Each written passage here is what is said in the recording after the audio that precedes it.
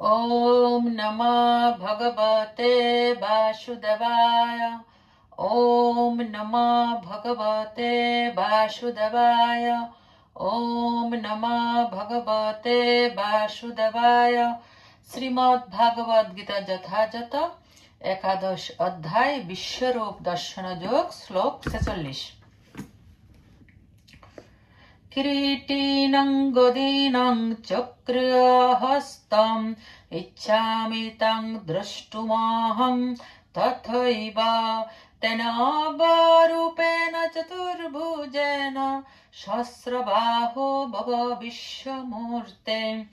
किरीटिनीं किरीटधारी, गोदीनं गदाधारी, चक्रहस्तं चक्रधारी, इच्छामि इच्छा करी, ताम তোমাকে দ্রষ্টুম দর্শন করতে অহম আমি, তথা এব পূর্বের মতো, তেন এব সে, রূপেণ রূপে, চতুর্ভুজেন চতুর্ভুজ, সহস্রবাহু হে সহস্রবাহু, ভব হও, বিশ্বমূর্তে হে বিশ্বমূর্তি। অনুবাদ: হে বিশ্বমূর্তি, হে সহস্রবাহু, আমি তোমাকে পূর্ববৎ সেই কিরীট, গদা ও চক্রধারী রূপে দেখতে ইচ্ছা করি। এখন তুমি তোমার সেই চতুর্ভুজ রূপ ধারণ করো। তাৎপর্য: ব্রহ্ম সংহিতাতে বলা হয়েছে যে রামাদিমূর্তিষু কলা নিয়মেন তিষ্ঠন, ভগবান শত সহস্র রূপে নিত্যকাল বিরাজমান এবং তাদের মধ্যে রাম, নরসিংহ, নারায়ণ আদি রূপগুলি হচ্ছে প্রধান। ভগবানের অসংখ্য রূপ আছে, কিন্তু অর্জুন জানতেন যে শ্রীকৃষ্ণই হচ্ছেন আদি পরমেশ্বর ভগবান, যিনি ক্ষণিকের জন্য তার বিশ্বরূপ ধারণ করেছেন। এখন তিনি তার চিন্ময় নারায়ণ রূপ দেখতে চাইছেন। এই শ্লোকটিতে নিঃসন্দেহে শ্রীমদ ভাগবতের বর্ণনা প্রতিষ্ঠিত করেছে যে শ্রীকৃষ্ণই হচ্ছেন স্বয়ং ভগবান এবং সমস্ত অংশ ও কলা অবতারারা তার থেকে উদ্ভূত হয়েছে। ভগবান তার অংশ প্রকাশ থেকে অভিন্ন এবং সমস্ত অগণিত রূপেই তিনি ভগবান। এই সমস্ত রূপে তিনি নবযৌবন সম্পন্ন। সেটি হচ্ছে পরম পুরুষোত্তম ভগবানের নিত্য রূপ। শ্রীকৃষ্ণকে যিনি জানেন, তিনি তৎক্ষণাৎ এই জড়জগতের সমস্ত কলুষ থেকে মুক্ত হন। শ্লোক 47। শ্রী ভগবান উবাচ ময়া প্রসন্নেন তবার্জুনেদং রূপং পরমং দর্শিতমাত্মযোগাৎ তেজোময়ং বিশ্বমনন্তমাদ্যম জনিমে তদন্য ন দৃষ্টপূর্বম।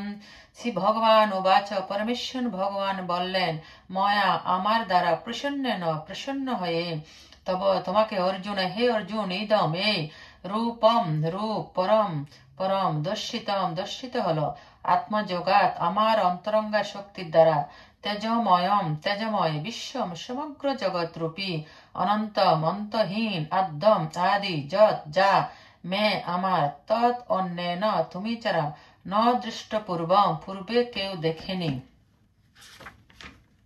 অনুবাদ: শ্রী ভগবান বললেন, হে অর্জুন, আমি প্রসন্ন হয়ে তোমাকে আমার অন্তরঙ্গা শক্তি দ্বারা জড়জগতের অন্তর্গত এই শ্রেষ্ঠ রূপ দেখালাম। তুমি ছাড়া পূর্বে আর কেউ এই অনন্ত আদি ও তেজময় রূপ দেখেননি। তাৎপর্য: অর্জুন ভগবানের বিশ্বরূপ দর্শন করতে চেয়েছিলেন, তাই ভগবান শ্রীকৃষ্ণ তার ভক্ত অর্জুনের প্রতি কৃপা পরবশ হয়ে তাকে তার জ্যোতির্ময় ও ঐশ্বর্যময় বিশ্বরূপ দেখিয়েছিলেন। তার এই রূপ ছিল সহস্র সূর্যের মতো উজ্জ্বল এবং তার অসংখ্য মুখমণ্ডল ক্ষিপ্র গতিতে পরিবর্তিত হচ্ছিল। শ্রীকৃষ্ণ তার প্রিয় সখা অর্জুনের মনোবাঞ্ছা পূর্ণ করবার জন্যই তাকে তার এই রূপ দেখিয়েছিলেন। শ্রীকৃষ্ণ তার অন্তরঙ্গা চিৎ শক্তির প্রভাবে এই রূপ প্রকাশ করেছিলেন, যা মানুষের বুদ্ধির অগম্য। অর্জুনের আগে কেউ ভগবানের এই বিশ্বরূপ দর্শন করেননি, কিন্তু অর্জুনকে দেখানোর ফলে অন্তরিক্ষে স্বর্গলোক ও অন্যান্য গ্রহলোকের ভক্তরাও তার এই রূপ দর্শন করতে সক্ষম হয়েছিলেন। এর আগে কখনোই তারা এই রূপ দেখেননি, কিন্তু অর্জুনের জন্যই তারা এই রূপ দেখতে সক্ষম হয়েছিলেন। পক্ষান্তরে বলা যায়, ভগবান শ্রীকৃষ্ণ কৃপা করে অর্জুনকে তার যে বিশ্বরূপ দেখিয়েছিলেন, পরম্পরা ধারায় অধিষ্ঠিত অন্যান্য গ্রহলোকের ভক্তরাও তার সেই রূপ দর্শন করার সুযোগ পেয়েছিলেন। কেউ কেউ বলে থাকেন যে শ্রীকৃষ্ণ যখন শান্তির প্রস্তাব নিয়ে দুর্যোধনের কাছে গিয়েছিলেন, তখন তিনি তাকেও এই রূপ দেখিয়েছিলেন। দুর্ভাগ্যবশত দুর্যোধন সেই শান্তির প্রস্তাব গ্রহণ করেনি, কিন্তু সেই সময় শ্রীকৃষ্ণ কতকটা তার বিশ্বরূপ প্রকাশ করেছিলেন, কিন্তু তার সেই রূপ অর্জুনকে যে রূপ দেখিয়েছিলেন তার থেকেও ভিন্ন। এখানে স্পষ্টভাবে বলা হয়েছে যে এই রূপ এর আগে কখনো কেউ দেখেনি। শ্লোক 48। न वेद जग्गाध्यायनन्न दाने न च क्रियाभिनो तपोभिरुग्रे एवं रूपशक्कोऽहं निलोके द्रष्टुं तदन्न न कुरु प्रवीरम। न वेद বৈদিক জ্ঞান, যজ্ঞ অধ্যয়নের দ্বারা, না দানে দানের দ্বারা, না চ ও ক্রিয়াভি পুণ্যকর্মের দ্বারা, না তপোভি তপস্যার দ্বারা, উগ্রে কঠোর, এবং রূপ এই রূপে, শক্য যোগ্য, অহম আমি, নৃলোকে এই জড়জগতে, দৃষ্টুম দর্শন করতে, তৎ তুমি ছাড়া, অন্য কারো দ্বারা, কুরু প্রবীর হে কুরুশ্রেষ্ঠ। অনুবাদ: হে কুরুশ্রেষ্ঠ, বেদ অধ্যয়ন, যজ্ঞ, দান, পুণ্যকর্ম, কঠোর তপস্যার দ্বারা এই জড়জগতে তুমি ছাড়া অন্য কেউ আমার এই বিশ্বরূপ দর্শন করতে সমর্থ নয়। তাৎপর্য: যেই দিব্য দৃষ্টি দিয়ে অর্জুন ভগবানের বিশ্বরূপ দর্শন করেছিলেন, সেই দিব্য দৃষ্টি কি তা আমাদের যথাযথভাবে বুঝতে হবে। কে দিব্য দৃষ্টির অধিকারী হতে পারেন? দিব্য কথাটির অর্থ হচ্ছে দেবতুল্য। যতক্ষণ আমরা দেবতাদের মতো দিব্য গুণাবলিতে ভূষিত হচ্ছি, ততক্ষণ পর্যন্ত আমরা দিব্য দৃষ্টি লাভ করতে পারি না। এখন কথা হচ্ছে, দেবতা কারা? বৈদিক শাস্ত্রে বলা হয়েছে, যারা ভগবান বিষ্ণুর ভক্ত তারাই হচ্ছেন দেবতা। বিষ্ণু ভক্তা শ্রিতা দেবা, যারা ভগবত বিদ্বেষী, অর্থাৎ যারা শ্রী বিষ্ণুকে বিশ্বাস করে না, অথবা যারা শ্রীকৃষ্ণের নির্বিশেষ রূপকে পরম তত্ত্ব বলে মনে করে, তাদের পক্ষে দিব্য দৃষ্টি লাভ করা কখনোই সম্ভব নয়। শ্রীকৃষ্ণের নিন্দা করা এবং সেই সঙ্গে দিব্য দৃষ্টি সম্পন্ন হওয়া কখনোই সম্ভব নয়। দৈব গুণাবলিতে ভূষিত না হলে কখনোই দিব্য দৃষ্টি লাভ করা সম্ভব নয়। পক্ষান্তরে বলা যায়, যারা দিব্য দৃষ্টি সম্পন্ন তারাও অর্জুনের মতো দর্শন করতে পারেন। ভগবদ গীতা ভগবানের বিশ্বরূপে বর্ণনা করা হয়েছে, যদিও অর্জুনের পূর্বে এই বিবরণ সকলের কাছে অজ্ঞাত ছিল। এখন এই ঘটনার পরে ভগবানের বিশ্বরূপ সম্পর্কে আমরা কিছুটা ধারণা করতে পারি। যারা যথার্থ দৈব গুণ সম্পন্ন তারা ভগবানের বিশ্বরূপ দর্শন করতে পারেন, কিন্তু ভগবান শ্রীকৃষ্ণের শুদ্ধ ভক্ত না হলে কেউ দিব্য পদবাচ্য হতে পারেন না। ভগবত ভক্ত যারা যথার্থ দিব্য প্রকৃতিতে অধিষ্ঠিত এবং যাদের দিব্য দৃষ্টি আছে, তারা কিন্তু ভগবানের বিশ্বরূপ দর্শনের জন্য উৎসুক নন। পূর্ববর্তী শ্লোকে যে কথা বলা হয়েছে, অর্জুন শ্রীকৃষ্ণের চতুর্ভুজ বিশ্বরূপ দর্শন করতে চেয়েছিলেন এবং ভগবানের বিশ্বরূপ দর্শনের তিনি প্রকৃতপক্ষে ভীত হয়েছিলেন। এই শ্লোকে বেদ যজ্ঞাধ্যায় নয়নে কথাগুলি খুবই তাৎপর্যপূর্ণ, যা বৈদিক সাহিত্য অধ্যয়ন এবং যজ্ঞবিধির বিষয়বস্তুকে উল্লেখ করে। বেদ বলতে সব রকমের বৈদিক শাস্ত্রকে বোঝায়, যেমন চতুর্বেদ, ঋক, সাম, যদু ও অথর্ব, অষ্টাদশ পুরাণ, উপনিষদ ও বেদান্ত সূত্র। এ সমস্ত শাস্ত্র গৃহে অথবা অন্য কোথাও পাঠ করা যায়। তেমন এই বৈদিক যজ্ঞবিধির অনুশীলন করবার জন্য কল্পসূত্র, মীমাংসা সূত্র রয়েছে। দানে শব্দে যজ্ঞ পাত্রে দান করার কথা বলা হয়েছে, যেমন ভক্তিভরে ভগবানের সেবায় নিযুক্ত ব্রাহ্মণ ও বৈষ্ণবদের দান করা। তেমন পুণ্যকর্মে বলতে অগ্নিহোত্র বর্ণাশ্রম ধর্মকে উল্লেখ করে, আর ইচ্ছাকৃত দৈহিক ক্লেশ স্বীকার করাকে বলা হয় তপস্যা। সুতরাং সকলেই এই সমস্ত আচরণ করতে পারেন, দৈহিক ক্লেশ স্বীকার করতে পারেন, দান করতে পারেন, বেদ পাঠ করতে পারেন, কিন্তু যতক্ষণ না তিনি অর্জুনের মতো ভগবত ভক্তে পরিণত হচ্ছেন, ততক্ষণ পর্যন্ত তার পক্ষে ভগবানের বিশ্বরূপ দর্শন করা সম্ভব নয়। যারা নির্বিশেষবাদী তারাও কল্পনা করেছেন যে তারা ভগবানের বিশ্বরূপ দর্শন করেছেন, কিন্তু ভগবত গীতা থেকে আমরা বুঝতে পারি যে নির্বিশেষবাদীরা ভগবত ভক্ত নয়, তাই তাদের পক্ষে ভগবানের বিশ্বরূপ দর্শন করা কখনোই সম্ভব নয়।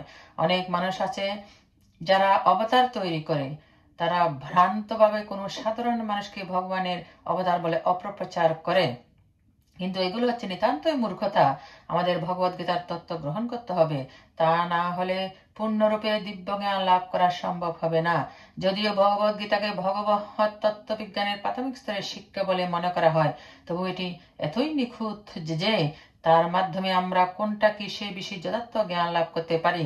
কোন নকল অবতারের চেলাও বলতে পারে যে তারাও ভগবানের দিব্য অবতার বা বিশ্বরূপ দর্শন করেছে, কিন্তু তাদের সেই দাবি গ্রহণযোগ্য নয়, কারণ এখানে স্পষ্টভাবে বলা হয়েছে যে শ্রীকৃষ্ণের ভক্ত না হলে ভগবানের বিশ্বরূপ দর্শন করা সম্ভব নয়।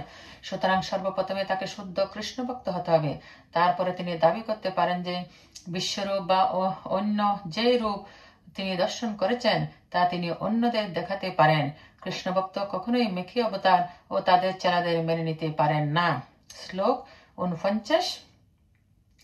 মাতে বেতা মাচ বিমুর ভাবো দৃষ্টারোপং ঘোরমিদ্রিং মমেদম বেপেতো বিপৃত মনা পুনস্তং তদেব মে বিশ্ব তদেব মে রূপমিদং প্রপশ্য।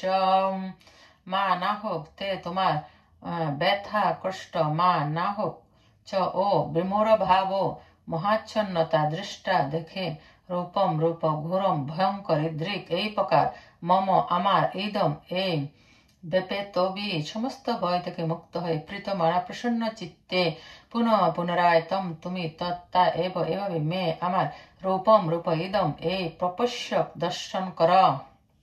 অনুবাদ: আমার এই প্রকার ভয়ঙ্কর বিশ্বরূপ দেখে তুমি ব্যথিত মহাচ্ছন্ন হয় না, সমস্ত ভয় থেকে মুক্ত হয়ে এবং প্রসন্ন চিত্তে তুমি পুনরায় আমার এই চতুর্ভুজ রূপ দর্শন কর। তাৎপর্য: ভগবদ গীতার পরম অর্জুন তার পরম পূজ্য পিতামহ ভীষ্মদেব গুরুদেব দ্রোণাচার্যকে হত্যা করার কথা চিন্তা করে উদ্বিগ্ন হয়ে পড়েছিলেন, কিন্তু শ্রীকৃষ্ণ তাকে বললেন যে তার পিতামহকে হত্যা করার ব্যাপারে তার আতঙ্কিত হওয়া উচিত নয়। কৌরবদের রাজসভায় যখন ধৃতরাষ্ট্রের পুত্রগণ দ্রৌপদীর বস্ত্রহরণ করছিল, তখন ভীষ্ম দ্রোণ নীরব ছিলেন। ধর্ম আচরণে এই অবহেলার জন্য তাদের হত্যা করাই উচিত। ধর্ম আচরণে অবহেলার জন্য তাদের হত্যা করাই উচিত। শ্রীকৃষ্ণ অর্জুনকে তার বিশ্বরূপ দেখালেন কেবল তাকে এটি বুঝিয়ে দেওয়ার জন্য যে তাদের অনৈতিক আচরণের ফলে তারা ইতিমধ্যে হত হয়েছেন।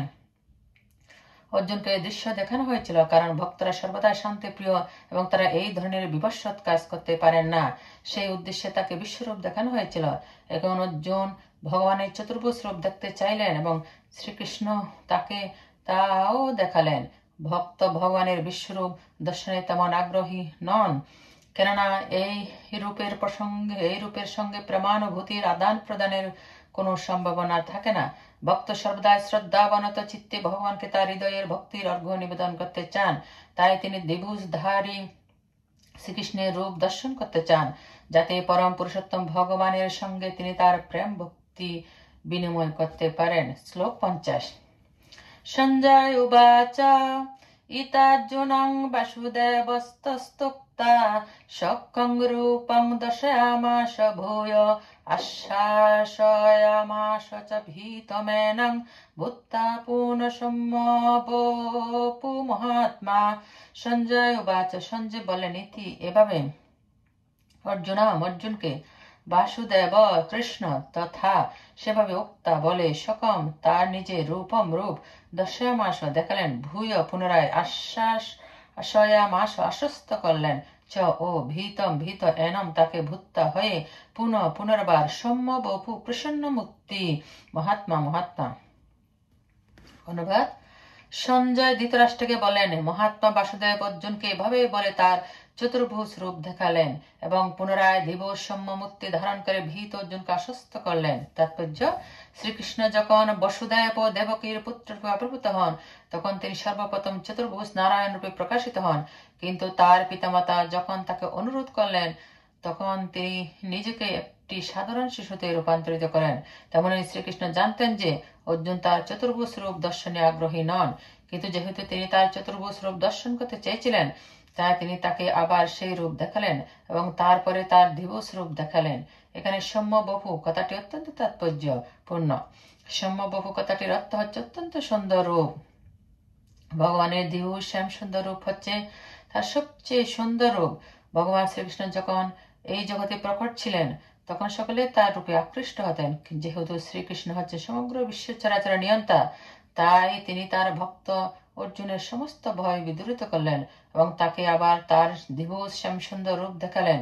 ব্রহ্মসংহিতায় বলা হয়েছে, প্রেমাঞ্জন চরিত ভক্তি বিলোচনেন, প্রেমাঞ্জনের দ্বারা রঞ্জিত ভক্তি নয়নে কেবল শ্রীকৃষ্ণের শ্যাম সুন্দর রূপ দর্শন করা যায়। श्लोक 51 अर्जुन उवाच दृष्टदं मानुषं रूपं तव सम्यं जनार्दन इदानीमस्मि संवित्ता सचेता प्रकृतिं गता। अर्जुन उवाच अर्जुन বললেন দৃষ্টা দেখে ইদম এই মানুষম মানুষ রূপম রূপ তব তোমার সম্যম সম্য জনার্দন হে জনার্দন ইদানিম এখন অস্মি হই সংবৃত্ত স্থির হল সচেতা চিত্ত প্রকৃতি প্রকৃতিস্থ গত হলাম। অনুবাদ অর্জুন বললেন হে জনার্দন তোমার এই সৌম্য মানুষ মূর্তি দর্শন করে এখন আমার চিত্ত স্থির হলো এবং আমি প্রকৃতস্থ হলাম। তাৎপর্য এখানে মানুষং রূপম কথাটির মাধ্যমে স্পষ্টভাবে বোঝানো হচ্ছে যে পরম পুরুষোত্তম ভগবানের আদির স্বরূপ হচ্ছে দিবস। যারা শ্রীকৃষ্ণকে একজন সাধারণ মানুষ বলে মনে করে তাকে অবজ্ঞা করে।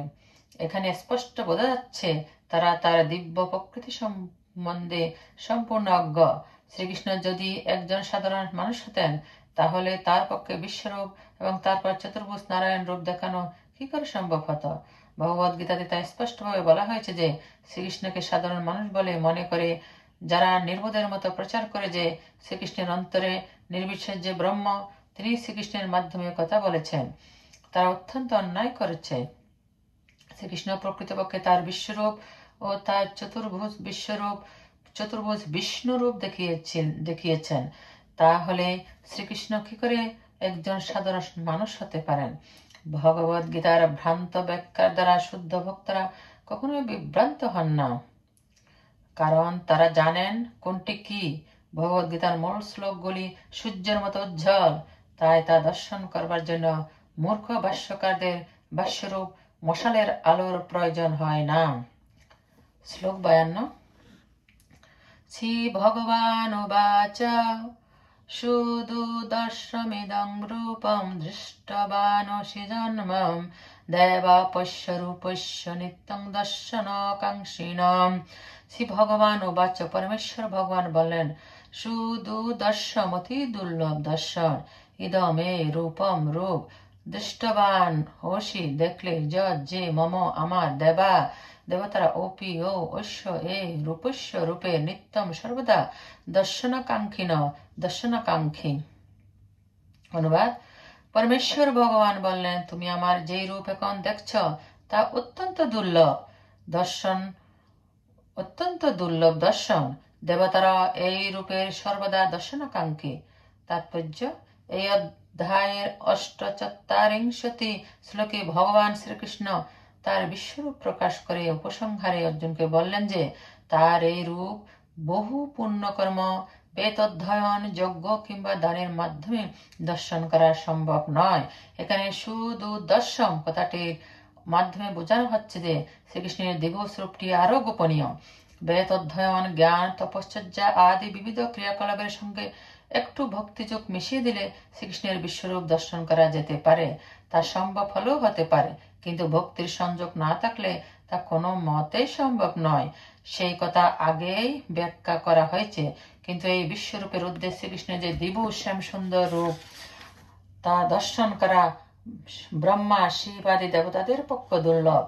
তারাও তাকে দর্শন করতে চান এবং শ্রীমদ্ ভাগবতে বর্ণনা করা হয়েছে যে তিনি যখন তার মাতা দেবকীর গর্ভে অবস্থান লীলা করছিলেন তখন তার বিস্ময়কর লীলা দর্শন করবার জন্য স্বর্গের সমস্ত দেবদেবীরা এসে উপস্থিত হয়েছিলেন এবং তারা ভগবানের উদ্দেশ্যে মনোরম স্তবস্তুতি নিবেদন করছিলেন। যদিও তিনি তখনও তাদের সম্মুখে দৃশ্যমান হননি, এমনকি তার দর্শন লাভ করার জন্য তারা প্রতীক্ষা করেছিলেন। মূর্খ লোকেরা তাকে সাধারণ মানুষ মনে করে অবজ্ঞা করতে পারে এবং শ্রীকৃষ্ণকে বাদ দিয়ে তার অন্তরস্থিত নির্বিশেষ কোনো কিছু কাল্পনিক সত্তাকে শ্রদ্ধা জানাতে পারে, কিন্তু সেই সবই নির্বুদ্ধিতার পরিচায়ক। ব্রহ্মা শিব আদি মহান দেবতারা শ্রীকৃষ্ণের দিবস শ্যাম সুন্দর রূপ দর্শন করবার জন্য আকুল হয়ে আছেন। ভগবদ গীতাতে এই কথাটিও প্রতিপন্ন হয়েছে অবজানন্তি মামুরা মানসিং তনুমাশ্রিতম। যারা তাকে অবজ্ঞা করে সেই সমস্ত মূঢ় ব্যক্তির কাছে তিনি দৃষ্টিগোচর হন না। শ্রীকৃষ্ণের দেহ সম্পূর্ণরূপে চিন্ময় আনন্দময় ও নিত্য এবং সেই কথা ব্রহ্ম সংহিতাতে প্রতিপন্ন হয়েছে এবং ভগবদ গীতাতে শ্রীকৃষ্ণ স্বয়ং প্রতিপন্ন করেছেন তার দেহ কখনোই জড় দেহের মতো নয়। কিন্তু যারা ভগবদ গীতা অথবা অনুরূপ বৈদিক শাস্ত্র পাঠ করে বুদ্ধির মাধ্যমে শ্রীকৃষ্ণকে বিশ্লেষণ করার চেষ্টা করে তাদের কাছে শ্রীকৃষ্ণ একটি সমস্যা হয়ে দাঁড়ায়। কারণ তারা যখন জড় দৃষ্টিভঙ্গির পরিপ্রেক্ষিতে শ্রীকৃষ্ণকে দর্শন করতে চেষ্টা করে তখন তাদের কাছে শ্রীকৃষ্ণ একজন বিখ্যাত ঐতিহাসিক পুরুষ এবং মস্ত বড় দার্শনিক পণ্ডিত রূপে প্রতীত হয়। কিন্তু তিনি কোনো সাধারণ মানুষ নন। তবুও কিছু মানুষ মনে করে যে যদিও তিনি অত্যন্ত শক্তিশালী পুরুষ ছিলেন তবুও তাকে জড়দেহ ধারণ করতে হয়েছিল। পরিণামে তারা মনে করে যে পরম তত্ত্ব হচ্ছে নির্বিশেষ নিরাকার। তাই তারা মনে করে যে সেই নিরাকার রূপ থেকে এই জড় জগতের সঙ্গে সংশ্লিষ্ট একটি সবিশেষ রূপ তাকে গ্রহণ করতে হয়েছিল। পরমেশ্বর ভগবান সম্বন্ধে এটি একটি জড়জাগতিক বিচার বিবেচনা, আর একটি বিচার বিবেচনা হচ্ছে কল্পনা প্রসূত। যারা জ্ঞানের অন্বেষণ করছে তারা শ্রীকৃষ্ণ সম্বন্ধে নানা রকম কল্পনা করে এবং তারা শ্রীকৃষ্ণকে তার বিশ্বরূপের থেকেও কম গুরুত্বপূর্ণ বলে মনে করে। এভাবে অনেকে মনে করে অর্জুনকে ভগবান শ্রীকৃষ্ণ যে বিশ্বরূপ দেখিয়েছিলেন তা তার স্বরূপ থেকেও অধিক গুরুত্বপূর্ণ। তাদের মতে পরমেশ্বরের সাকার রূপ কল্পনা মাত্র। তারা বিশ্বাস করে যে চরম স্তরে পরম তত্ত্ব কোনো পুরুষ নন, কিন্তু ভগবদ গীতার চতুর্থ অধ্যায়ে অপ্রাকৃত তত্ত্ব লাভের পন্থা যথার্থ তত্ত্বজ্ঞানের কাছে কৃষ্ণ সম্বন্ধে শ্রবণ করাকে বলে বর্ণনা করা হয়েছে। সেটি হচ্ছে যথার্থ বৈদিক পন্থা এবং যারা যথাযথভাবে সেই বৈদিক ধারার অনুসরণ করছেন তারা ভগবত তত্ত্বজ্ঞানের কাছে কৃষ্ণ সম্বন্ধে শ্রবণ করেন এবং বারবার তার কথা শুনতে শুনতে তাদের চিত্তে শ্রীকৃষ্ণের প্রতি আসক্তি জন্মায়। আমরা পূর্বে কয়েকবার আলোচনা করেছি যে শ্রীকৃষ্ণ তার যোগমায়া শক্তির দ্বারা আবৃত থাকেন। তিনি যার কাছে নিজেকে প্রকাশ করেন না। যার কাছে তিনি নিজেকে প্রকাশ করেন তিনি কেবল তাকে দেখতে পান। বৈদিক শাস্ত্রে সেই কথা প্রতিপন্ন করা হয়েছে। যিনি নিজেকে সর্বতভাবে ভগবানের চরণে সমর্পণ করেছেন তিনি প্রকৃতপক্ষে পরম তত্ত্বকে উপলব্ধি করতে পারেন। নিরন্তর শ্রীকৃষ্ণ চিন্তায় মগ্ন থেকে এবং ভক্তি যুগে কৃষ্ণ সেবা করার ফলে সাধকের দিব্য চক্ষু উন্মিলিত হয় এবং তিনি তখন শ্রীকৃষ্ণকে দর্শন করতে পারেন। এই ধরনের দিব্য দর্শন স্বর্গের দেব দেবীদের পক্ষে সচরাচর সম্ভব হয় না। তাই কৃষ্ণ তত্ত্ব উপলব্ধি করা এমনকি দেব দেবীদের পক্ষে দুষ্কর এবং উন্নত স্তরের দেবতারা শ্রীকৃষ্ণের দিব্য স্বরূপ দর্শন করার জন্য সর্বদাই উৎসুক হয়ে থাকেন। এর সিদ্ধান্ত হচ্ছে যে শ্রীকৃষ্ণের বিশ্বরূপ দর্শন করা খুবই দুষ্কর এবং সাধারণ মানুষের পক্ষে অসম্ভব, কিন্তু তার শ্যাম সুন্দর রূপ দর্শন করা তার থেকে অনেক অনেক বেশি দুষ্কর।